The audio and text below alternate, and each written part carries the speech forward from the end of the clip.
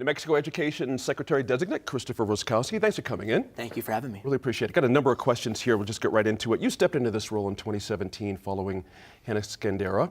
And I'm just curious how you would describe the outcomes of the education priorities under the governor that she set forward. What's your sense of how those are moving forward? I think what's most important to think about is where we were in the 50 years before, right? It wasn't exactly like New Mexico was on an upward trajectory. Right. A lot of things needed to change, right? We kept growing from a $1 billion system to a $2 billion system to a $3 billion system, but there wasn't a lot of accountability in that system. There wasn't a lot of transparency for parents and families in that system, for the consumer, for the policymaker. And so when you look at what's happened over the last 5 years, and we have more kids reading, more kids doing math, a system that works in terms of transparency for school performance, teacher performance. I mean, again, for the 50 years before NM Teach, it was, hey, everyone's doing a great job. And now we have a system that says, you know what, everyone's doing a different job. And we need to learn from that. We need to help people grow. And so we've been more honest about our systems. We've been more honest about our student achievement data. And now we have progress to build upon. No one should be happy with that progress. No one should be saying, you know what, we're content. We're not content. We should still be hungry and want more for our kids. But we have progress to build upon. And I think the reason we have that is because we got very, very honest about how we were doing, how our schools were doing, how our kids were doing, and how our teachers were doing. Fair enough.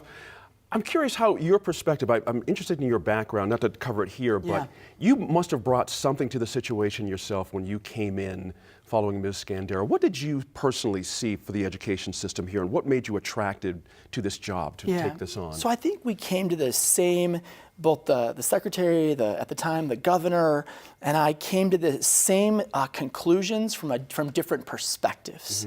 I'm the son of Chicago Democrats, a family of Chicago Democrats. My father and my mother, Greek and Polish immigrants in Chicago, working class, blue collar folks, certainly oriented with a lot of, if you will, union movements, labor movements, working class ethnic neighborhoods of Chicago. And I came to the work from the perspective of more of a civil rights perspective. I certainly believe that our education system is about our global and economic competitiveness, but I also came to it from the perspective of every child, no matter their zip code, no matter their background, and what are the protections that need to be in place to ensure that that happens. I spent the 6 years before I got here working for President Obama for his Race to the Top initiative, and for Secretary Duncan, also Chicago Democrats, and for Governor Markell. And what I found in coming here was New Mexico was doing a lot of the same things under Republican Governor Susana Martinez, who I'm incredibly proud to work for, and who has put kids first in every single K-12, pre-K to 12 decision. But we were doing some of the same things, almost exactly the same things in Delaware under a Democratic governor, Governor Jack Markell, that were happening here under Republican Governor Susana Martinez. That was incredibly appealing for me, because for me, this is about good ideas. This is about the best ideas. This is about making sure that we have data and information on every single kid and their progress. It's not about partisanship. It's not about, right? It's a bipartisan, if not nonpartisan issue. And unfortunately, a lot of the ideas that we've taken on here, a lot of the programs, some have come from the right over the last 2 decades, some have come from the left over the last 2 decades. We have to get more comfortable with that as we talk about these issues here in New Mexico. A state judge ruled in July that New Mexico is not meeting the standards for education, the constitutional obligation, rather, for educating kids here. I'm curious what your response to that ruling would be. What was your immediate response to that? So I think first and foremost, the governor and the public education department have not been shy about advocating for more money. In fact, this past year, we advocated for over $100 million more. Over the past 8 years, $450 million more. That's almost $500 million. We're now a $3 billion system. And some folks are saying, well, we should be a $4 billion system. And I certainly understand where they're coming from. And time after time, I've said, you know what? There is a world in which we need more money for this. We need more money for that. But it has to be targeted. It has to be based upon what works. It has to be evidence-based.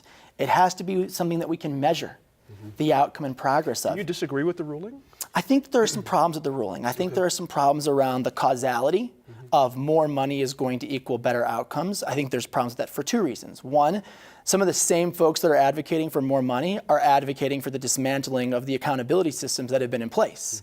I think that's hypocrisy at its worst. I think you can't be saying we need more resources, but let's dismantle the very measures that the judge is using to baseline our progress. You can't have it both ways in that regard.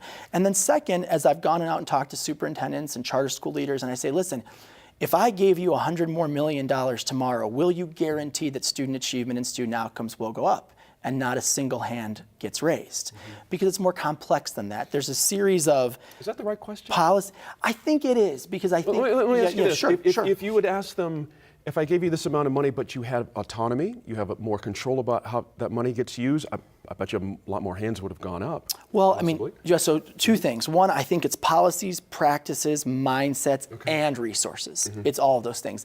That's the reason why you have a district like Gadsden on the rise, even though it serves more than 90% of kids from low-income communities, and you have other districts with similar demographics that are not making the same kind of progress, even though they're both receiving the same amount of money. I think it's also true that districts and schools make a series of decisions about their mindset towards our children, about the policies and practices they enact. You look at a program we have in place like Principals Pursuing Excellence, school turnaround program. We've served over 200 schools, mostly kids from low-income communities, Hispanic students, right, from Native American backgrounds, and look at the progress that a district like Gallup School District has made just over the last 5 years. And so everyone, I think, acknowledges that it's more complicated than just resources alone.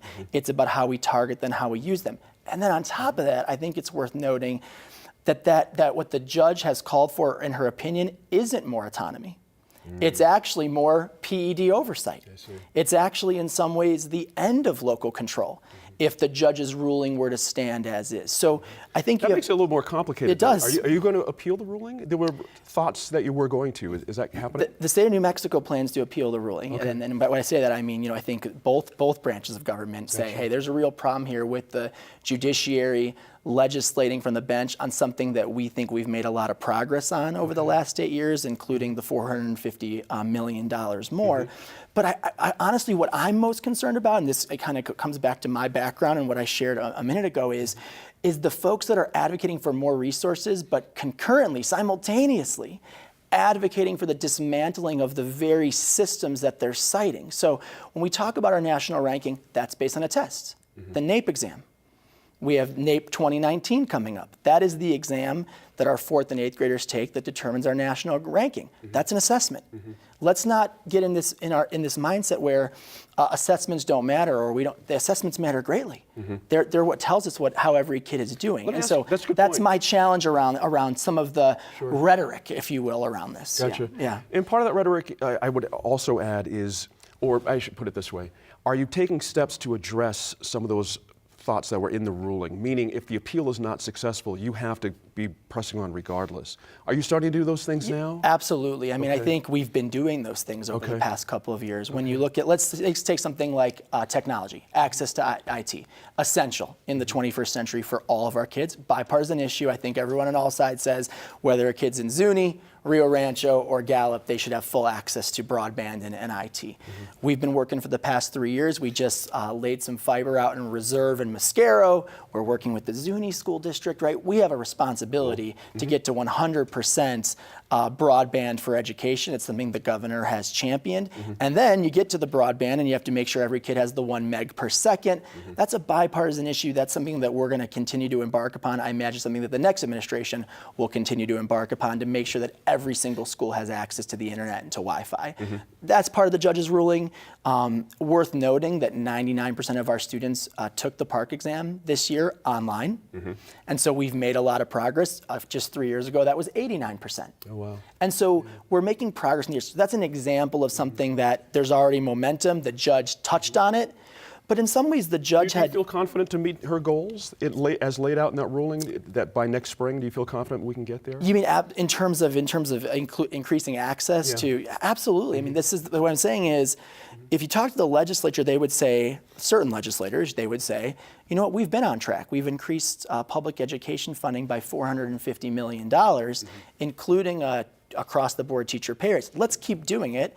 I've heard you talk about in this show when the $1.2 billion. What do you do? So there are going to be decisions made to invest in our students. I think what's notable about the judge's ruling is her focus on two things. One, that the dollars need to go to the students that need it the most.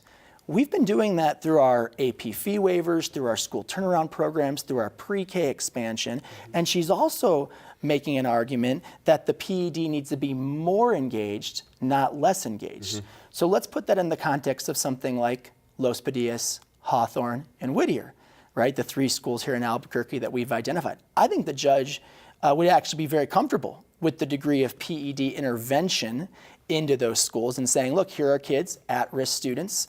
They need additional resources, additional oversight, additional monitoring from the PED. But then again, I think for me, some of the hypocrisy around this is that some of those very same folks are the ones saying, well, let's dismantle accountability systems, but please give us $2 million more per school. I think that's where the problem is, and I think if the judge and we can all come together and say, look, we have to have meaningful ways to measure student outcomes. And I heard your discussion a couple weeks before on the Park assessment here on the line. We have to have meaningful ways to measure outcomes, and we need more resources. And that's sort of the school of thought that I come from. Right. More resources, more rigor, more accountability, not more resources, less accountability. I think that's a recipe for disaster for our children, particularly our most vulnerable children. Teacher assessments, it's been a big issue around here for 8 years now. Yeah. That's for sure. I'd be curious in your thoughts about how teacher assessments in New Mexico, the system we have in place now, is it working to you, to teacher assessments, and could something be improved in this as well? So absolutely. We have our list at the Public Education Department. I spent last night in Las Vegas with 50 teachers. I spent the night before in Santa Fe. I'll be in Roswell next week with another 100 teachers. I mean, we're traveling the state constantly, making our list of, okay, these are the 12 things, these are the 6 things. You know, we have our list of how do we improve the systems that are in place. NM Teach is certainly one of those systems that we just released our 5th ever aggregate results. Yesterday, we just rewarded our first ever teacher with an Excellence in Teaching Award for her outstanding performance, a $10,000 award. Teaches in a very high need school right here in the heart of Albuquerque, Mission Achievement and Success Charter School.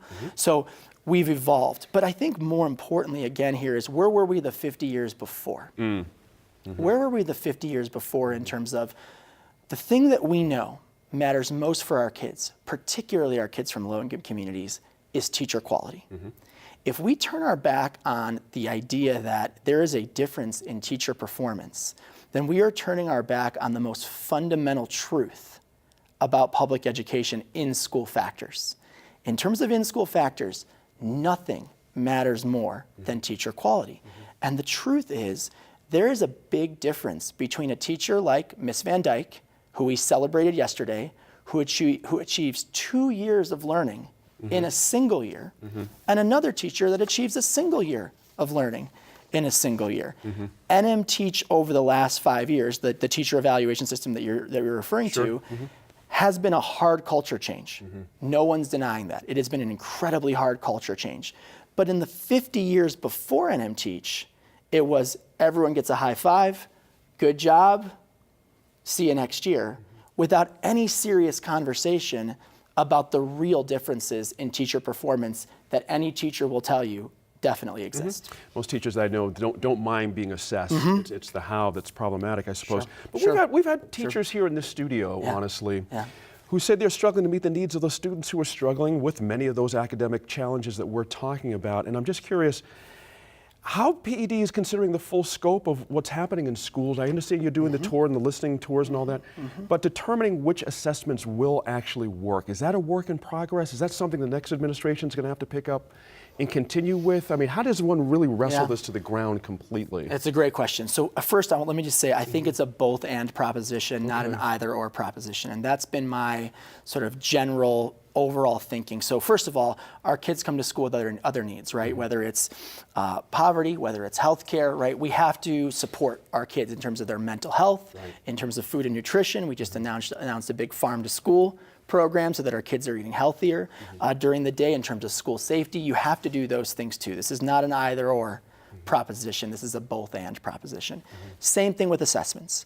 We have to know how our kids are doing in reading and math. Let's not forget that's foundational, right? I think a lot of folks, and I've heard some guests on your show even, kind of skip over that to the 21st century skills around creativity, critical thinking, innovation. Of course, those are the essential skills for the global economy that our kids are going to enter into. But certainly 4th, 5th, 6th grade reading and math are essential to as a gateway to getting there.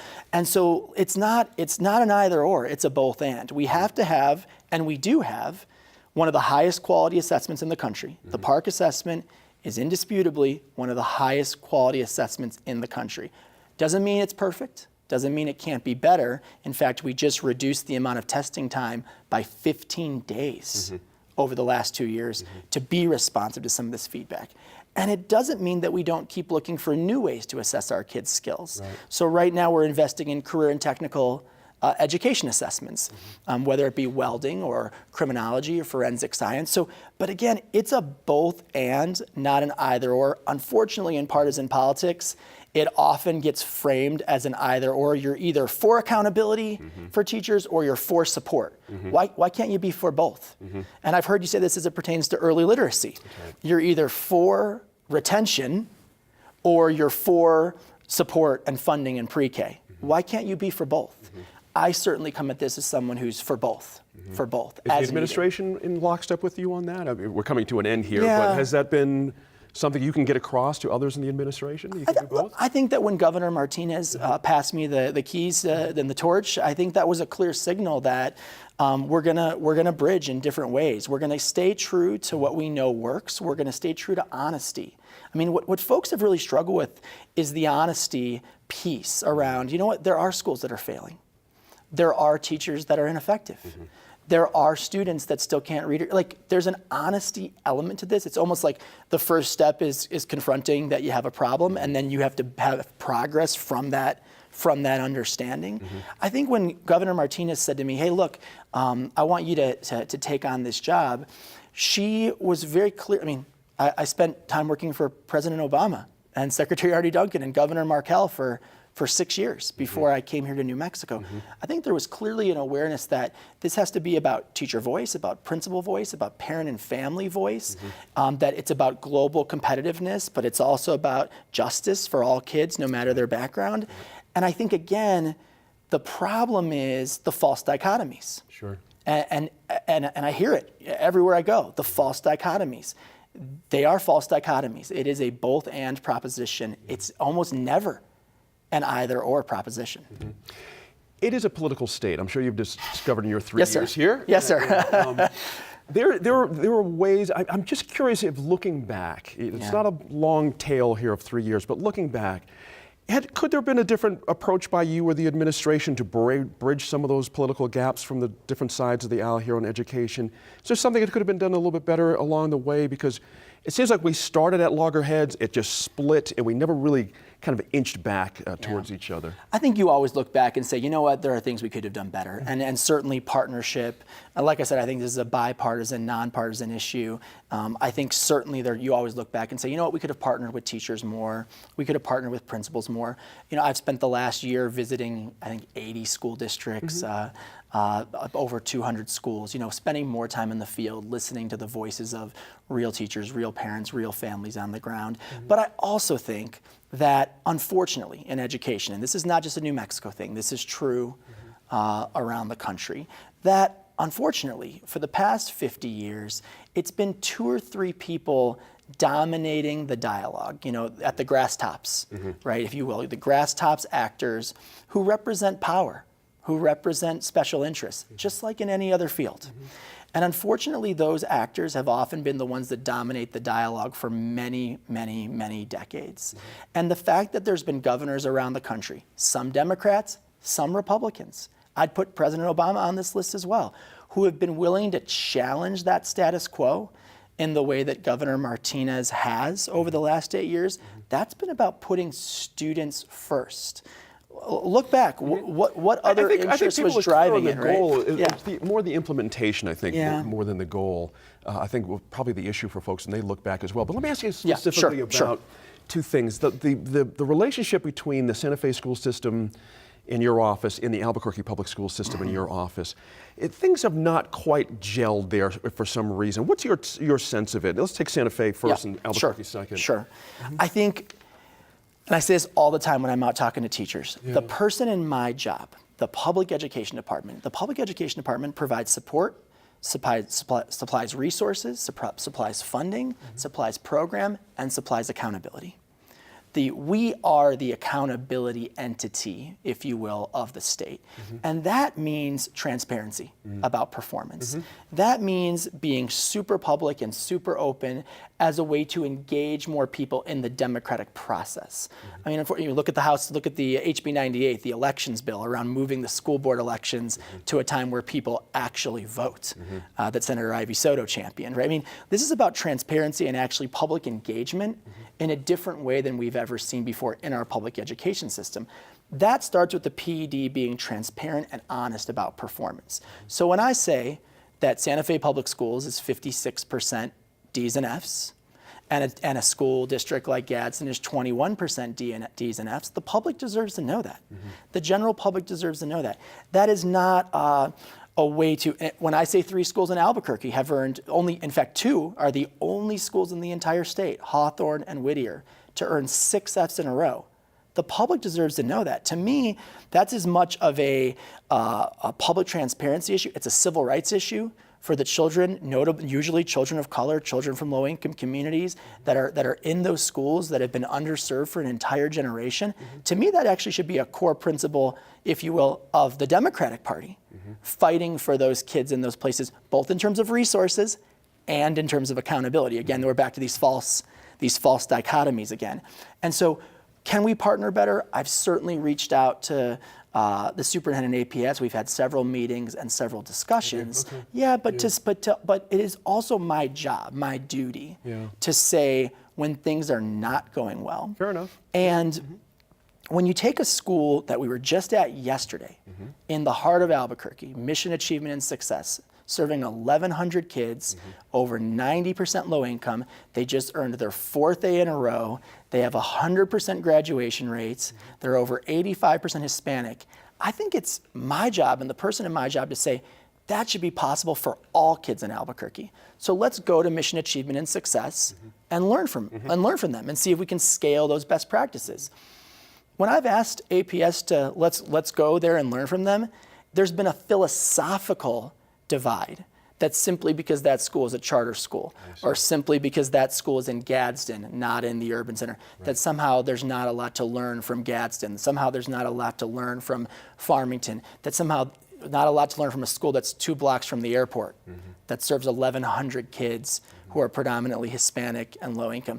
That's a philosophical, if not political bent. We should be agnostic to where good ideas come from. I'd be the first person to admit that I've taken ideas from every single piece of the political spectrum. I could imagine that. These are not political or ideological issues. My last question, or maybe second to last. Sure.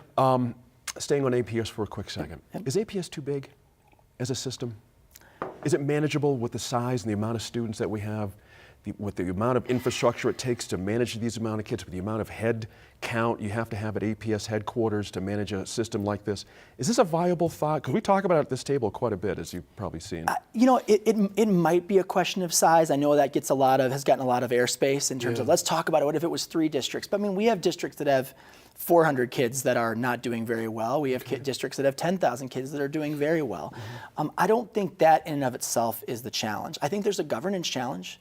I think that we need the general public to care a lot more about school board elections. I think we need the general public. We need our students and parents and families from the South Valley to the Northeast Heights and back. Would you see any value in breaking up APS? Is there any intrinsic value that we're not seeing as a general public from your experience if we split it into 2? Because we got geographical issues, certain sides of the river. It gets tricky here. I think the advantage could be potentially, right? Let's say you went, south, central, and north, right? I think the advantage could be potentially that the students and families, particularly those in the South Valley, would be represented solely by representatives from the South Valley. And so there's something to be said for the democratic process around that, because unfortunately when you have a big district, power flows how power flows, right. and people have voice in the way that they've traditionally had voice. And so there's something to be said for that. That being said, there's a more fundamental issue at the governance level for APS that isn't always focused on